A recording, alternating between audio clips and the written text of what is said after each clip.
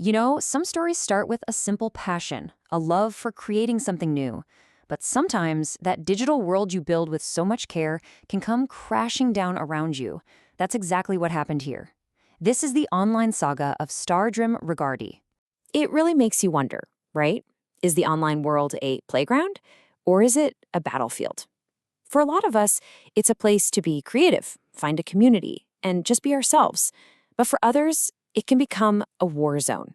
We're talking conflict, harassment, and the absolute gut punch of losing an identity you've spent years building. And for one young creator from Thailand, the online world has been both of those things. His digital journey, under the name Stardream R, really shows us the highs and the lows. So, let's start at the very beginning. Let's take a look at how his online identity first started to take shape. Okay, so it all kicks off back in 2017. Drim was just 10 years old, and he used his dad's phone to upload his first ever YouTube video. It was a Minecraft story called I Found a Village. Classic. Fast forward to 2019, he gets his own phone and sets up his main Facebook account, Stardream Remasselhair. Then 2020 hits, and he discovers a game that would become a huge part of his life, Genshin Impact. By 2021, he was all in, becoming super active in different online communities, even military roleplay groups, where he was connecting with tons of people. And then came 2022. This was the year everything changed. The fun and games turned into something much more serious, a full-blown, intense conflict online. Yeah, 2022 was definitely a memorable year for Drim, but for all the wrong reasons. It was a time filled with what you could only call digital warfare, constant harassment, and a really significant loss. The real turning point happened in April. He was on a video call and accidentally turned his camera on, revealing his face. And that mistake led to his first serious experience with doxing. Then, in May, it got worse. His photo was spread everywhere by someone named Putter, and the harassment just ramped up. By August, he had his first run-in with a rival group called Axia, and the final blow came on October 3rd. His main Facebook account, everything he built, was permanently banned. Just gone. All right, so to make sense of this whole mess, you kind of need a roster of who's who. At the center of it all, of course, is our protagonist, Stardrim Chor. On the other side, you've got the antagonists, which included the Zarya gang and a few individuals like Defi, In, and Putter. But he wasn't totally alone.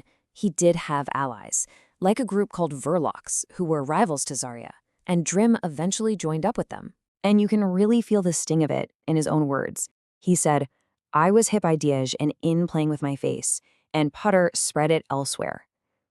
That quote just perfectly captures the pain of being targeted like that, having your privacy completely violated.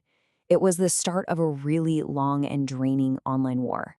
So, when the online world that was once his playground became a battlefield, Drim had to find a safe haven somewhere.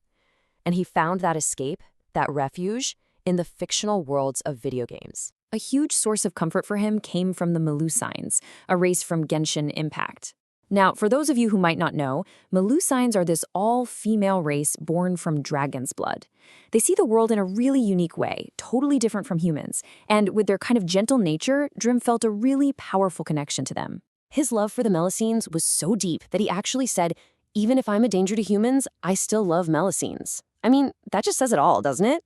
It shows this huge contrast between the hostility he was facing from real people online and the affection he found in this fictional world. Now, this is where the story gets really interesting. In late 2022, right after his Facebook account got nuked, he started turning his attention to coding. He taught himself Python and actually built his own Discord bot. It was like he found a way to take all that negative energy from the conflict and channel it into something creative, literally building a new world with his own hands. But despite everything he had gone through, this creator's journey was far from over. So let's dive into what happened next, his new chapter. You have to understand, while the online world was his escape, his real life was presenting some massive challenges. By 2025, he had to move to a new school where he didn't know anyone. And, toughest of all, his father became gravely ill. So you have these two totally different worlds clashing. One was his creative escape, and the other was this harsh reality that he just couldn't run from. He let all this immense pressure out in a video where he spoke as if some higher power was just taunting him, saying, "Okay, I've destroyed your Facebook, so I'll start messing with your father."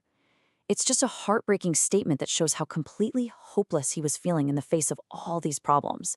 But here's the thing that is just so remarkable about this story.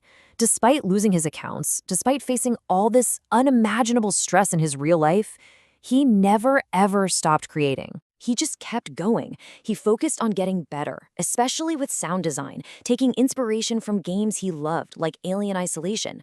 He created these short clips he called VO3, just packed with creativity. Most importantly, he kept using his voice to share his passion, finding a way to be heard even in the middle of all that chaos.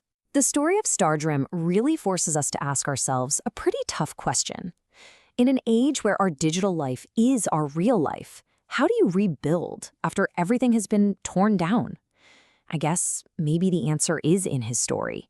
It lies in refusing to give up and in always finding new ways to create, even when you're in the middle of your darkest days.